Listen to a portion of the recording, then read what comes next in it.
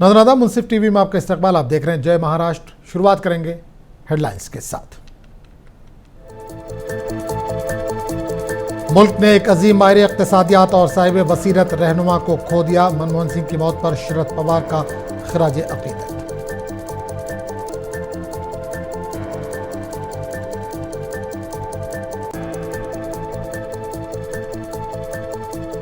Assembly इंतखाबात के नताइज धांधली से हासिल किए गए। अब जमहूरियत के मुताबिक नहीं चल रही है हुकूमत। मुंसिफ टीवी से जालना के रुकन असेंबली कल्याण काले की खास बातचीत।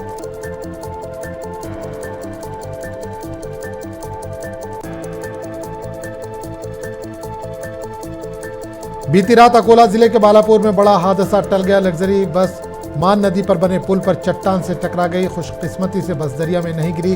जख्मियों का मौके पर ही किया गया इलाज।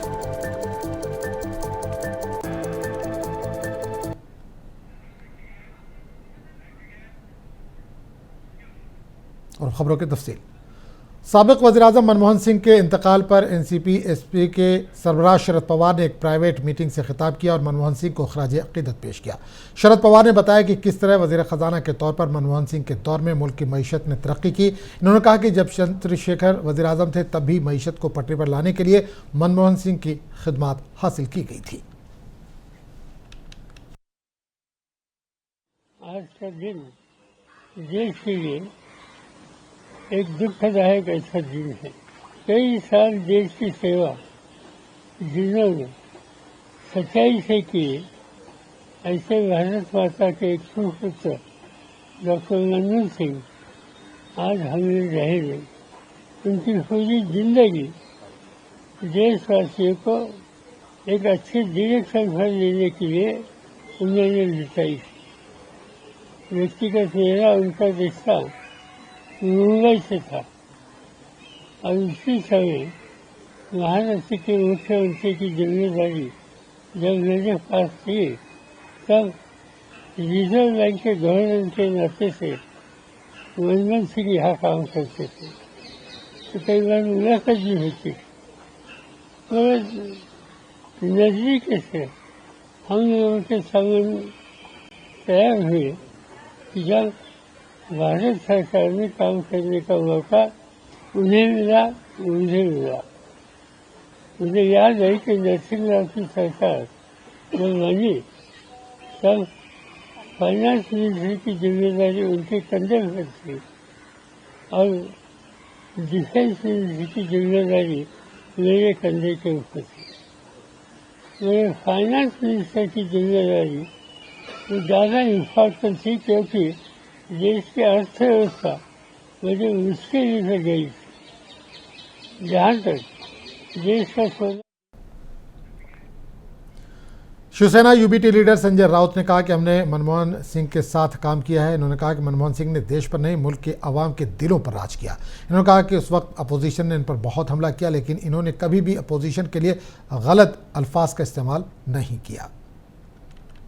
और हमने उनके साथ काम किया है। डॉक्टर मनमोहन सिंह जी एक ऐसी शख्सियत थी जिन्होंने देश पर नहीं देश के जनता के दिलों पर राज किया। नरेंद्र मोदी और उनकी जो टीम है ये सभी ने डॉक्टर साहब को बदनाम करने की बहुत कोशिश की। मौनी बाबा कहा, पपेट कहा, सब कुछ कहा, लेकिन ये आदमी इतना प्रामाणिक और सभ्य रहा कि कभी गलत शब्दों का इस्तेमाल नहीं किया। अपने जो विरोधी है उनके लिए भी क्या क्या कहा मोदी जी ने कि रेनकोट डालकर कैसे स्नान करना है, ये मनमोहन सिंह से सीखे। इस प्रकार का इस्तेमाल, शब्दों का इस्तेमाल किया और बहुत कुछ किया। लेकिन मनमोहन सिंह एक हिम्मत वाले नेता थे।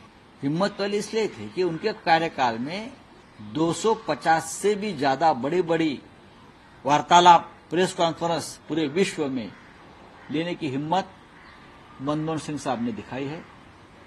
सभी प्रश्नों का जवाब देते थे, लोगों से डायलॉग करते थे। अभी के प्रधानमंत्री के पास अगर इतनी हिम्मत है तो बताइए। हमने उनके साथ काम किया है। डॉक्टर मनमोहन सिंह जी साबिक वज़ीर-ए-आज़म डॉक्टर मनमोहन सिंह के इंतकाल पर एनसीपी एससीपी के रुकन पार्लियामेंट सुप्रिया सूले ने अपने दुख का इजहार किया। उन्होंने कहा कि मुझे इनसे मिलने, इनसे बात करने और पार्लियामेंट में इन्हें कई बार सुनने का मौका मिला। वो बहुत ही अच्छे लीडर थे और बेहतरीन आलमी लीडरों में से एक थे। Economist, not intelligent man. I was blessed that I had an opportunity to meet him, to talk to him, to hear him so many times in Parliament. I think the moments, there are so many moments about him because he was such a fine man and one of the finest economists, not only in India but in the world. So he's one of the finest global leaders, if you ask me. And I think his cultured behavior is something that we will always reminisce. Doctor Manmohan Singh के इंतकाल पर साबिक हिंदुस्तानी सफ़ीर अनिल त्रिगुनायत ने अफसोस का इजहार किया। उन्होंने कहा कि अफसोसनाक खबर है। हालांकि इनकी उम्र 92 साल थी, लेकिन मैं ये कहूँगा कि इनका शुमार बेहतरीन सियासतदानों में होता था और वो एक अजीम माहिर इक़्तिसादियात के तौर पर मारूफ थे। Simplicity, sad news, even though he was 92, but I would say that he was one of the finest politician, a man with great humility, simplicity and knowledge. He was very well known and well regarded globally as a great economist, and his contribution during the India's economic reforms under the then Prime Minister Narasimha Rao was momentous and a watershed for India's journey of growth and development. I was in New York those days, and I was Trade Commissioner, and he used to visit USA very frequently. Nearly every month I used to meet him, and that's where I met him for the first time, because we were trying to promote and propagate the Indian opportunity at that time. And he was the best spokesman for India. And I know that at that time he was coming and talking whenever we sought a meeting with anyone. It'll come out immediately. I recall an incident when they wanted to meet the top CEOs of the multinational corporations. At that time, we didn't have any Indian CEO, except I think in Citibank. So all the others were all Americans or some other foreign nationality, whose program is extremely difficult to reconcile. But we were able to host a lunch with 26 top CEOs in the world in New York City, just because it was Dr. Manmohan Singh and his personal credibility. Maharashtra के governor CP Radhakrishnan ने कहा कि मनमोहन सिंह हिंदुस्तान के जदीद तरक्की के मेमारों में से एक हैं। अपने तमाम तर तजुर्बे के साथ वर्ल्ड बैंक और जदीद मुआशी तरक्की के लिए इन्होंने जो किया वो सबके सामने है। ये बहुत बड़ा नुकसान है। इन्होंने हिंदुस्तान की इक़्तिसादी तरक्की में जितने अच्छे काम किए, इनके लिए इन्हें याद रखा जाएगा। With all his experience, the World Bank and his exposure to the modern economic development, he done his best, whatever was possible at that time. That will be remembered forever. Yeah, political personality of lot of patience, and it's very simple, but he's very duty conscious. His loss to this nation is very big loss, and he will be remembered for all the good work he has done in the economical development of India. Manmohan Singh के इंतकाल पर Maharashtra BJP के सचिव चंद्रशेखर ने कहा कि मुल्क का बड़ा नुकसान है। इन्होंने कहा कि मनमोहन सिंह की सियासत सबको साथ लेकर चलने वाली थी। हम जैसे कारकुनों को इनसे बहुत कुछ सीखने को मिला है। प्रधानमंत्री मनमोहन सिंह जी ने अर्थ तज्ञ करके जो दिशा दी है, अत्यंत संयमी सत्कर्मी पुरुष के नाम से जाने जाते हैं। उनके जीवन का प्रवास ये हमारे जैसे कार्यकर्ताओं को सीखने लायक प्रवास है। मनमोहन सिंह जी ने अपने जीवन में पार्टीबाजी राजनीति को एक तरफ बदले की राजनीति कभी उन्होंने की नहीं। उनकी राजनीति ये सबको साथ लेकर चलने की थी, और मनमोहन सिंह जी का जो जीवन है, उनके जीवन से और उनके जो ज्ञान था उनको, खासकर फाइनेंस में, तो मुझे लगता है कि विकसित भारत का जो संकल्प मोदी जी ने किया है, उस संकल्प को भी उनका ज्ञान जो देश के लिए मिला है वो भी काम में आता है। राज्य भी जब चलाते हम, देश की सरकारें, राज्य की सरकारें, वो राज्य की सरकारें भी जब हम चलाते हैं तो हम मनमोहन सिंह जी को अगर पढ़े, उनका अर्थ तज्ञ करके अर्थशास्त्र पढ़े, तो मुझे लगता है कि सरकार चलाने में भी हमें बहुत ज्ञान मिलता है।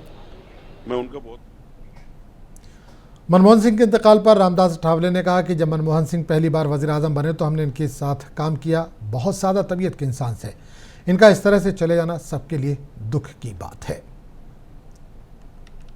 प्रधानमंत्री पद पर 10 साल जिन्होंने बहुत अच्छा काम किया था, वो डॉक्टर मनमोहन सिंह जी एम्स अस्पताल में निधन हो गया है। उससे हमें सभी लोगों को बहुत बड़ा दुख भी हुआ है।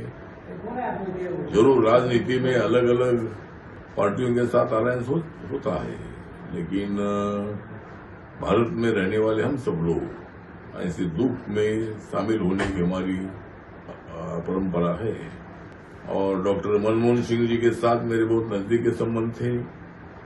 जब मैं लोकसभा में रिपब्लिकन पार्टी ऑफ इंडिया की तरफ से चुनकर आया था 2004 में, 2009 में, तो 2004 में माननीय डॉक्टर मनमोहन सिंह जी देश के प्रधानमंत्री बने थे और मैं तब यूपीए के साथ था। तो उनके साथ हमेशा मीटिंग में हमारी मुलाकात होती थी। कई बार कुछ काम के लिए भी मैं उनको जाकर मिलता था और बहुत ही अच्छे दिल के वो आदमी थे। बहुत ही डॉक्टर मनमोहन सिंह के इंतकाल पर चार जानिब से रद्दअमल का सिलसिला जारी है। फिल्म अदाकार अनु कपूर ने मनमोहन सिंह के इंतकाल पर अफसोस का इजहार किया। उन्होंने कहा कि डॉक्टर मनमोहन सिंह ने हिंदुस्तान की मईशत को एक नई समत देकर मुल्क को तरक्की की राह पर गामजन किया था। डॉक्टर मनमोहन सिंह ईह में विलीन हो गए। परमेश्वर उनकी आत्मा को शांति प्रदान करे।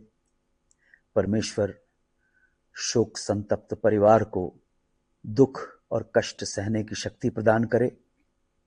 परमेश्वर हम भारतवासियों को वो स्मृति प्रदान करे जहां हम याद रख सकें डॉक्टर मनमोहन सिंह का अविस्मरणीय योगदान, भारत की अर्थव्यवस्था को एक नई दिशा देकर देश की प्रगति और देश के विकास की राह में अग्रसर होने का जो प्रयत्न है डॉक्टर साहब ने किया।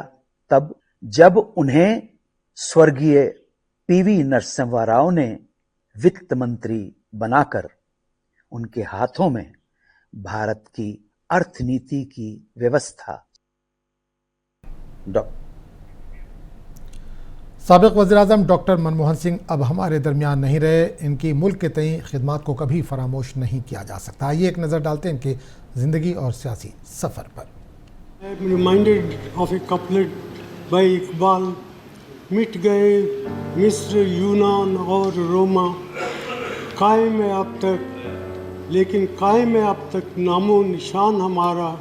कुछ बात है कि हस्ती मिटती नहीं हमारी, सदियों रहा है दुश्मन दौरे ज़माना पर। साबिक वज़ीर-ए-आज़म मनमोहन सिंह अब हमारे दरमियान नहीं रहे। मनमोहन सिंह यूपीए हुकूमत के दौरान 2 बार वज़ीर-ए-आज़म बने। इन्होंने 2004 से 2014 के दरमियान मुल्क की बागडोर संभाली। इसके अलावा मनमोहन सिंह नरसिम्हा राव हुकूमत में वजीर फाइनेंस भी रहे और इन्होंने मुल्क की मईशत में बड़ी तब्दीलियां लाई। 1991 में मनमोहन सिंह की माशी इस्लाहात की बिना पर मुल्क की मईशत में एक सुनहरा दौर देखा।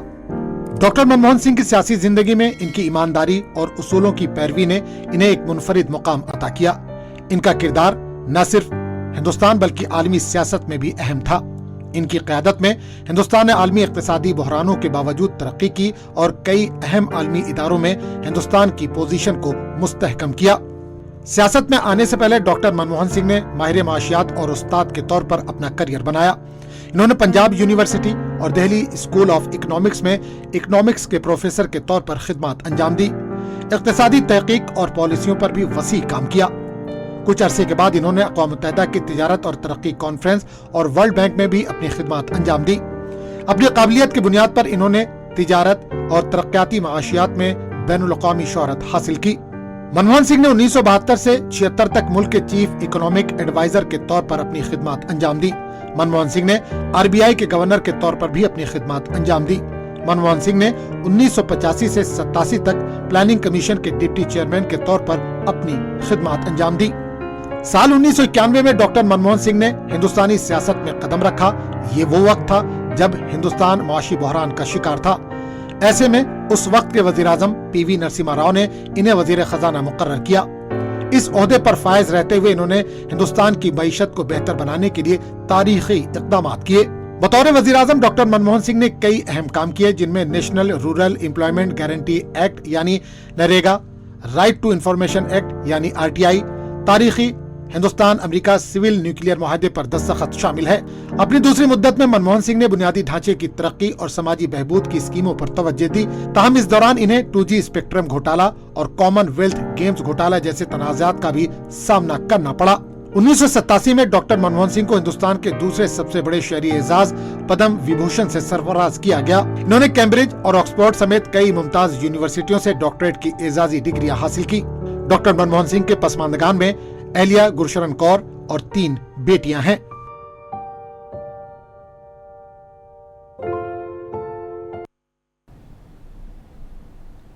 कल देर रात अकोला जिले के बालापुर के करीब लग्जरी बस का बड़ा हादसा टल गया। लग्जरी बस मान नदी पर बने पुल पर चट्टान से टकरा गई और खुशकिस्मती से बस दरिया में नहीं गिरी। तसादुम के बाद बस चट्टान पर फंस गई। ये लग्जरी बस अकोला से पुणे जा रही थी। इस बस में 30 मुसाफिर सवार थे। पुलिस और रेस्क्यू टीम ने रात गए मौके पर पहुंचकर जख्मियों का इलाज किया। विठ्ठलराव गुलाबराव सरने. हा आपण कुठून आले होते? आम्ही भागवताला गेलो होतो अयोध्येला. हा हा. आणि तिथून तुळशी एक्सप्रेसनं काल दुपारी निघालो तिथून. हा हा. आज तुळशी एक्सप्रेसनं भुसावळला उतरलो 3ला. हा हा. आणि वाशिमवरून गाड्या आल्या एक्सप्रेस मुरुडेश्वर कंपनीच्या. हा हा. आणि त्या गाडीनं आता वाशिमला चाललो होतो. तर आता हे बाळापूरला इथे पुलावर गाडी आमची ते ड्रायव्हरने काय त्याची चूक झाली, छोट्या पुलातून गाडी खाली पडली. विठ्ठलराव गुलाबराव सरने. सलमान खान फैन क्लब औरंगाबाद में गरीबों में कंबल तकसीम करके भाईजान का यौम पैदाइश मनाया। इस मौके पर 500 कंबल तकसीम किए गए। वादा है कि हर साल सलमान खान फैन क्लब समाजी खिदमत करके इनका बर्थडे मनाता है।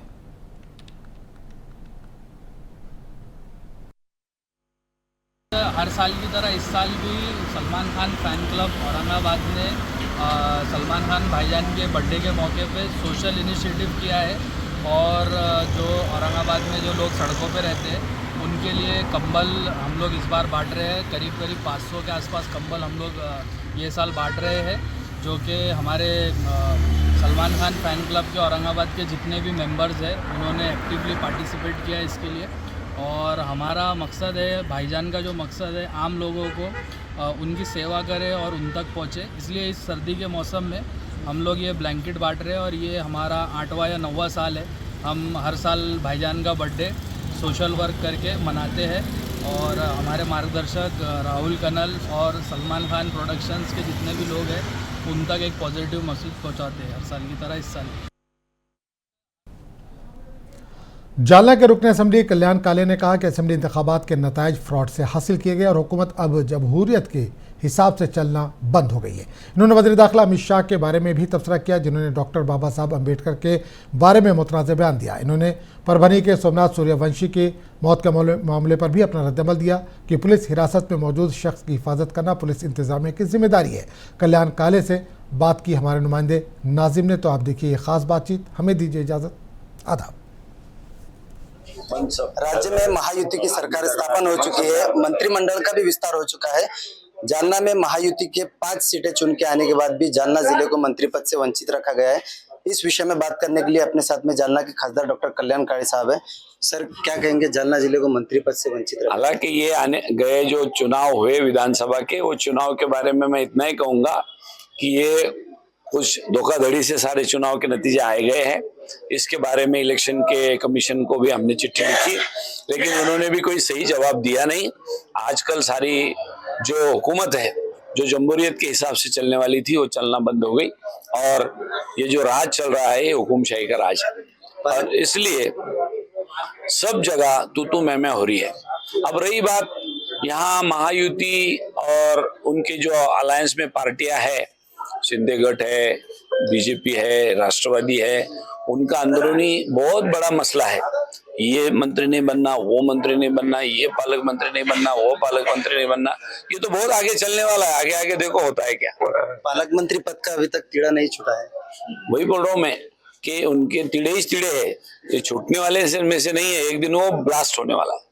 अमित शाह के वक्तव्य के निषेध में परसों के दिन जालना में मोर्चा होने वाला है, आप भी उसमें शामिल होने वाले हैं? जी, कांग्रेस के सारे खासदार लोगों ने, मेंबर ऑफ पार्लियामेंट वालों ने सरकार से और लोकसभा के अध्यक्ष से संविधान को 75 साल पूरे हो गए करके वो 75 साल के अवसर पर हमारे हिंदुस्तान का, इंडिया का जो संविधान लिखा गया, वो संविधान में परम पूज्य भारत रत्न डॉक्टर बाबा साहब अम्बेडकर ने लिखा, उसके ऊपर चर्चा होनी चाहिए, ऐसी मांग कांग्रेस के सारे खासदारों ने रखी।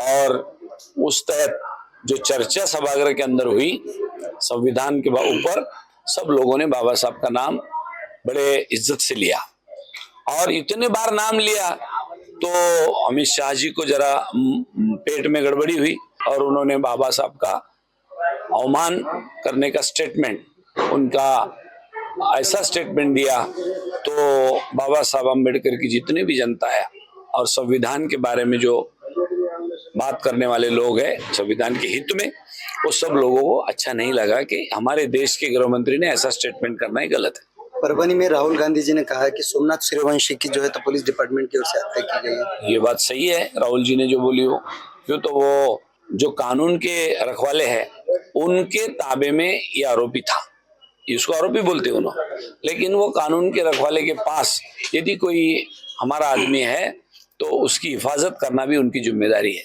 ऐसा कैसा आदमी वहाँ उनका दिन दहाड़े खून होता या उनको मारते और उसपे अंदर उनका मर्डर होता, ये बात सारी गलत है। एक आखिरी सवाल, मराठा आंदोलक मनोज जरंगे पाटिल फिर से एक बार 25 जनवरी से उपोषण को बैठने वाले हैं। अभी तो कुछ उनका फाइनल नहीं है, लेकिन उन्होंने सरकार को 25 तारीख तक काम करने का बोला है। अब सरकार क्या काम करती है उसके आगे बात देखेंगे। शुक्रिया। अब तो ये थे जालना के खासदार कल्याण काळे साहब, जिन्होंने परभनी की घटना हो या फिर जालना के मंत्री पद का विषय हो, उसी साथ साथ जरंगे पाटिल के उपोषण के बारे में अपनी प्रतिक्रिया जाहिर की है। नाजिम मनियार, मुंसिफ टीवी, जालना।